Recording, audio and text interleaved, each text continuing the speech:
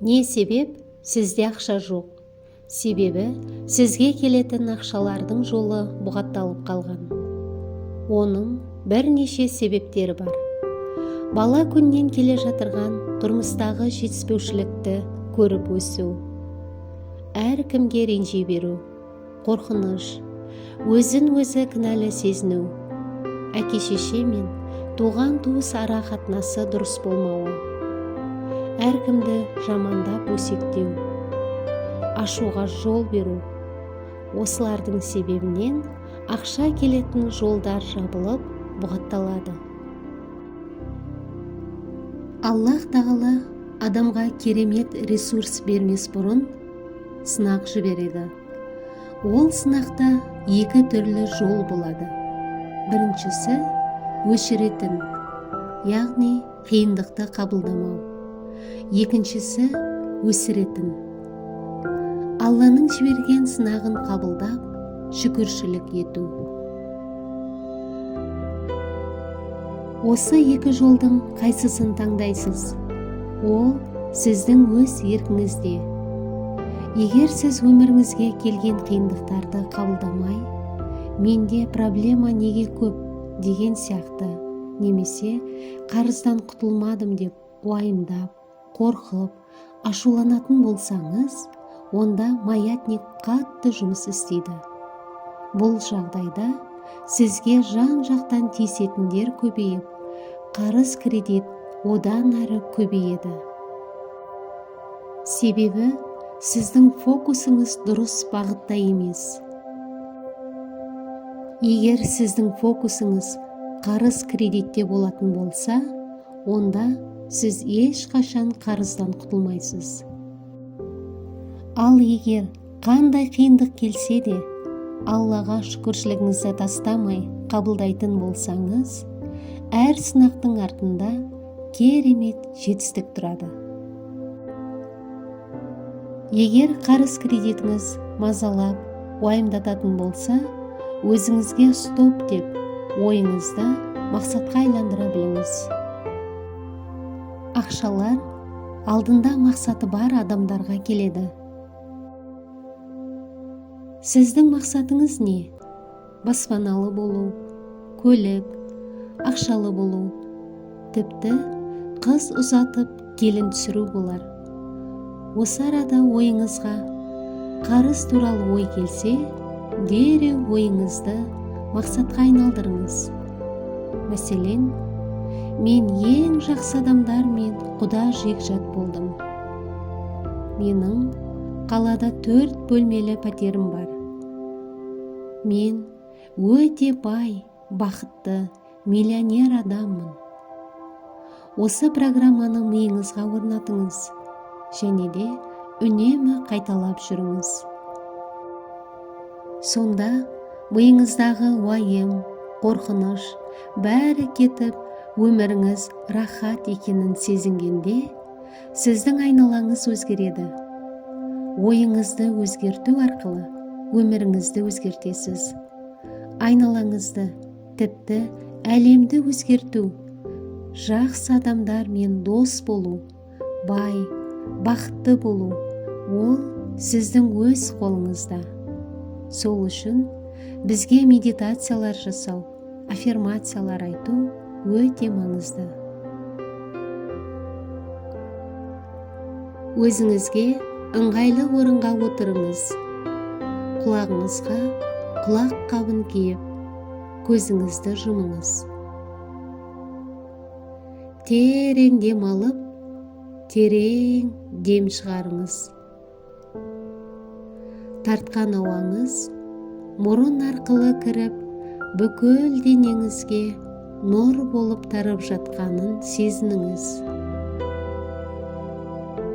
Асықпаңыз, қобалжымаңыз.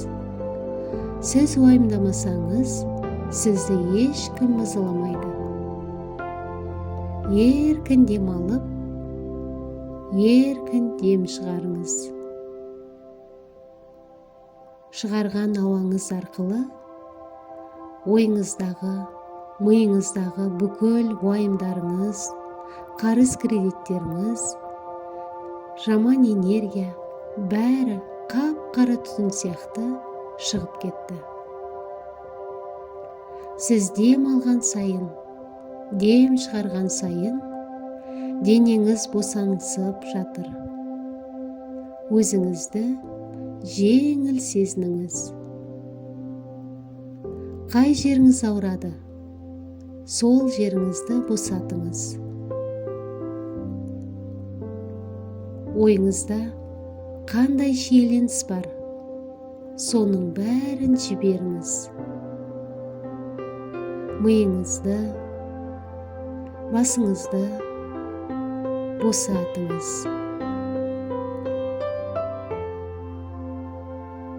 Маңдайыңыздағы екі қастың ортасындағы жиырықты жазыңыз. Көзіңізді, бетіңізді, ерніңізді босатыңыз. Босаңсу денеңізден төмен қарай түсіп келе жатыр. Мойныңызды, иығыңызды, қолдарыңызды, буындарыңызды, саусақтарыңызды бәрін босатып жатыр.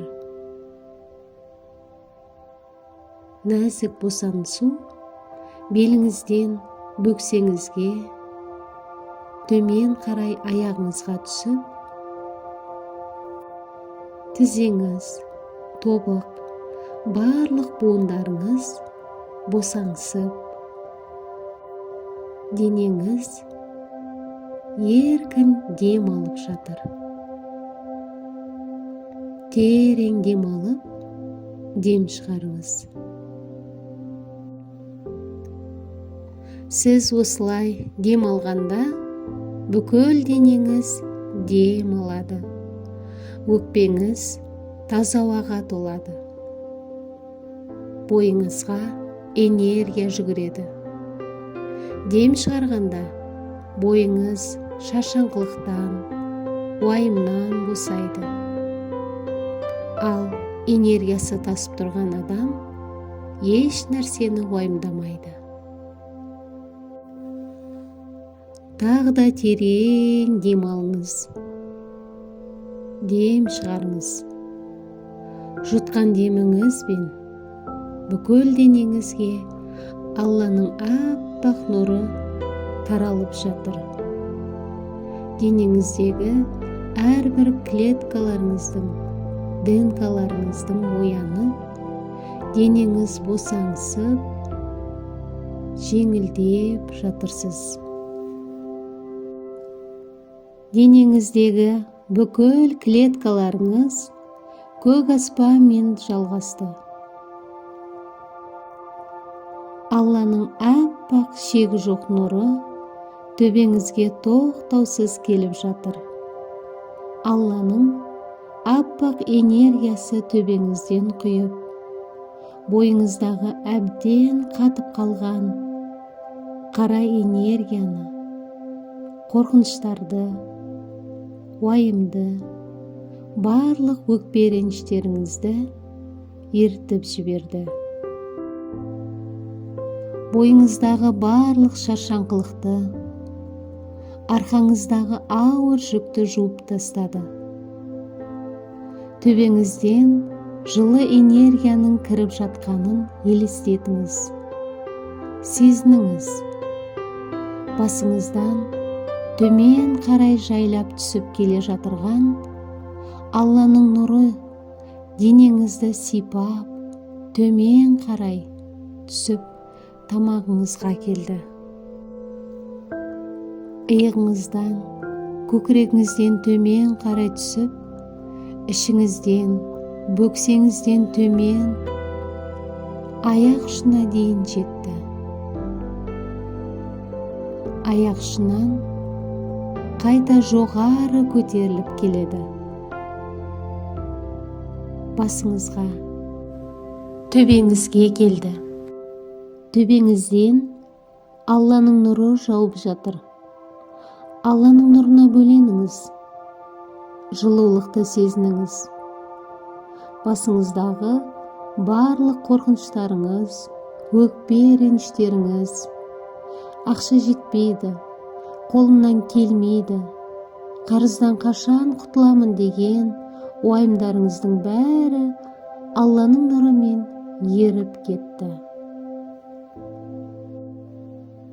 Алланың нұрына шомылыңыз. Алланың нұрымен тазаланып жатырсыз. Алланың мейірімі шексіз.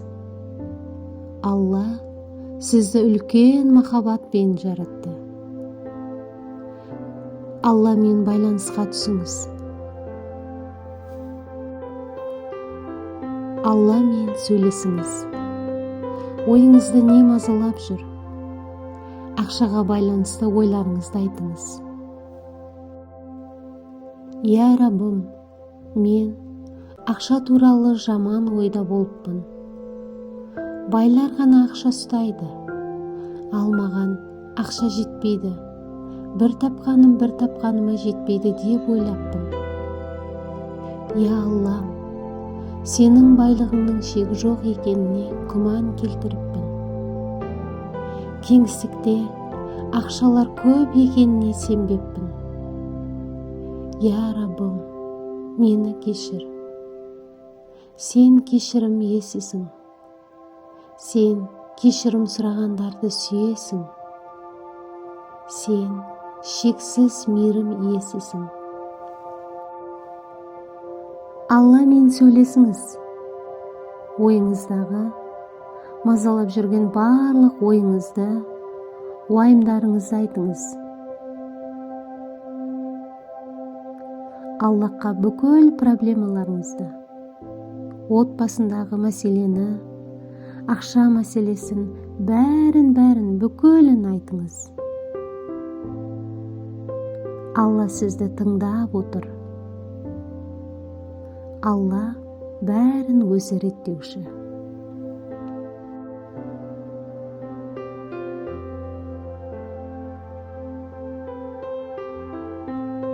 Терең дем алыңыз.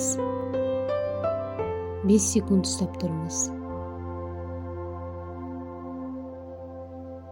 Дем шығарыңыз. Сіз Алланың шексіз махаббатына бөлендіңіз. Сіздің ең керемет эмоцияларыңыз, сезімдеріңіз Алланың тоқтаусыз шексіз махаббатымен байланысып жатыр. Төбеңізден жауып жатырған аппақ нұр керемет махаббатқа бөліп жатыр.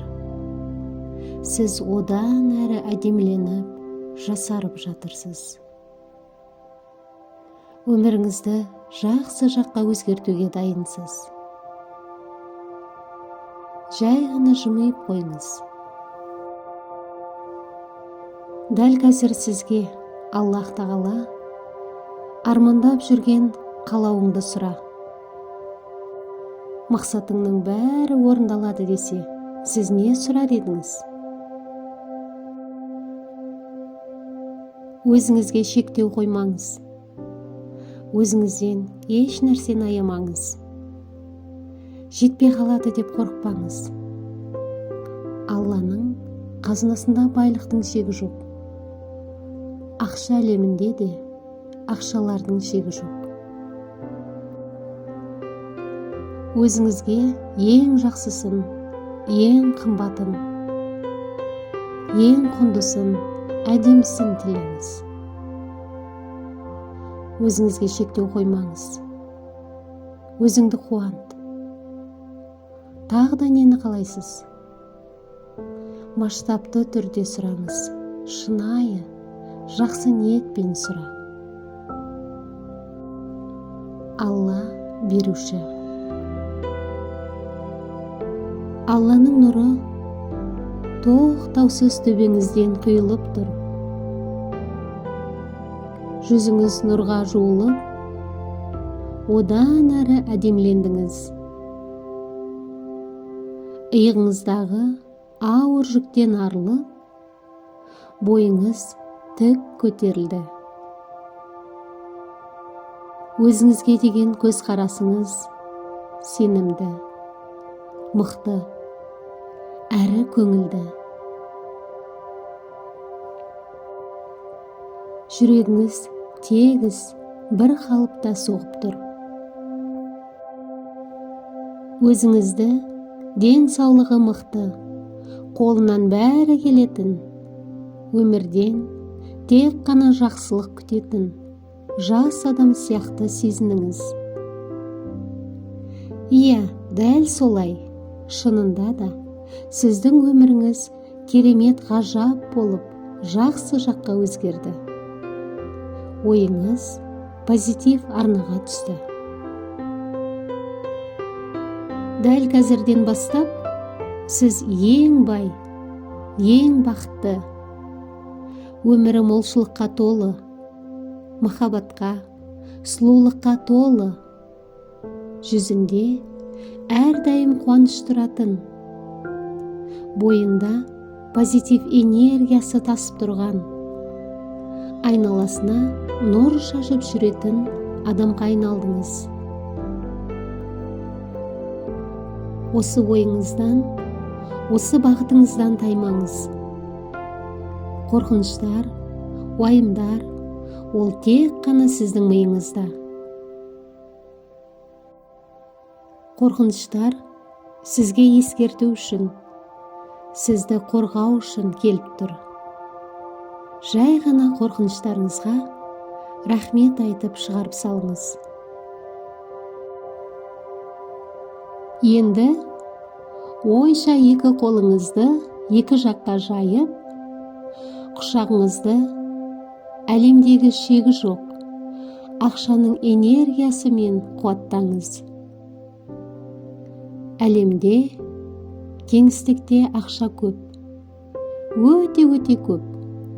Сіздің жұтып жатырған тегін ауаңыз сияқты ақшаның да санында шек жоқ. Асықпаңыз, қанша ақша керек, сонша заряд алыңыз. Ойша ақшаның құшағыңызға толып, құйылып келіп жатырғанын сезініңіз. Ақшалардың иісін мұрныңызға келіп жатырғанын, көп ақшалардың салмағын сезініңіз. Әлемде ақша, байлық ешқашан бітпейді. Ақша бәріне жетеді.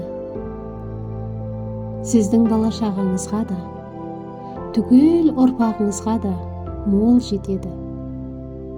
Әлбетте, егер сіз осылай ойласаңыз.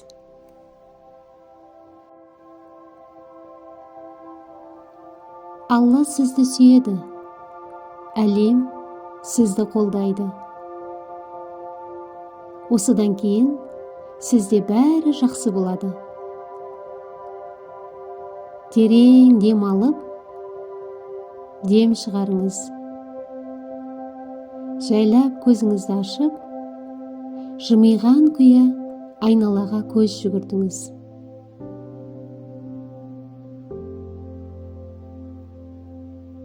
Каналға тіркеліп, жақсы пікірлеріңізді жазып қалдырыңыз.